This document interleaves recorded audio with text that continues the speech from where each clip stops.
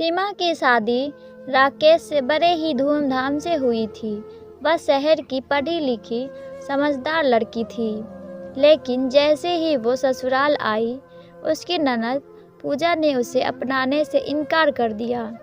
पूजा अक्सर कहती, भाभी आप दिखावे वाली हैं, सबके सामने अच्छी बनती हैं, लेकिन असली चेहरा मैं जानती हूँ।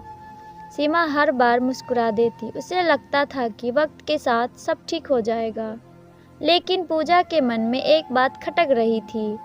उसका भाई अब सिर्फ सीमा की सुनता था और पूजा को ये बात पसंद नहीं थी। पूजा हर छोटी बात पर बहस करती, कभी चाय में चीनी ज़्यादा, कभी दाल में नमक कम। दादी समझाती, लेकिन पूजा टस से मस नहीं होती। सीमा फिर भी पूजा के हर ताने को सहन करती रही, मगर एक दिन बात हद से बढ़ गई।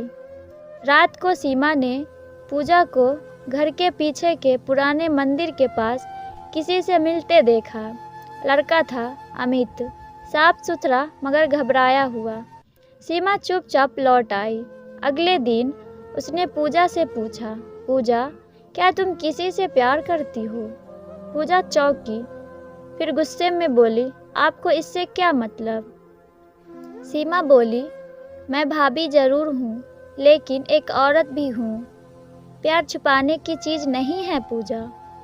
कुछ देर बाद पूजा की आंखें भर आई। उसने धीरे से कहा, हाँ भाभी, मैं अमित से प्यार करती हूँ, लेकिन अगर घर वालों को पता चला तो बवाल मच जाएगा। सीमा ने पूजा से वादा किया कि वो उसकी मदद करेगी। उसने राकेश से बात की, लेकिन राकेश ने साफ मना कर दिया। अमित उस लायक नहीं है और फिर समाज क्या कहेगा। सीमा ने हार नहीं मानी। उसने दादी से बात करने की सोची, लेकिन उसी रात कुछ और हुआ। अमित अचानक गायब हो गया। पूजा रोते रोते सीमा के पास आई। भाभी, अमित का फ़ोन बंद है। कोई खत मिला है जिसमें लिखा है कि अगर वो मुझसे मिला तो उसे मार दिया जाएगा। सीमा को शक हुआ कि ये सब किसी घर वालों ने करवाया है। सीमा ने नौकर हरिया से पूछा। हरिया डरते डरते बोला, दादी ने ही किसी आदमी को पैसे दिए थे कि वो अमित को डरा दे। सीमा को बहुत गुस्सा आया। उसने राकेश को सब बताया। राकेश पहले नाराज हुआ, लेकिन जब देखा कि पूजा टूट चुकी है तो उसका दिल भी पिघल गया। अमित को ढूंढा गया। वो अपने चाचा के गांव में छुपा बैठा था। सब घर वाले इकट्ठा हुए। पूजा कांपते हाथों से अमित का हाथ पकड़कर बोली, मैं इस इंसान से प्यार करती हूँ और इसी से शादी करूँगी, चाहे कुछ भी हो जाए। दादी गुस्से में थी, लेकिन सीमा आगे आई और बोली, दादी अगर प्यार से बढ़कर इज्जत और रिश्ता कोई चीज़ होती है तो आप भी आज अकेली ना होती। पूजा का प्यार उसकी कमज़ोरी नहीं, उसका ताकत है। कुछ देर की चुप्पी के बाद दादी ने कहा, अगर सीमा जैसी बहू घर में हो तो इस घर की बेटी को डरने की ज़रूरत नहीं।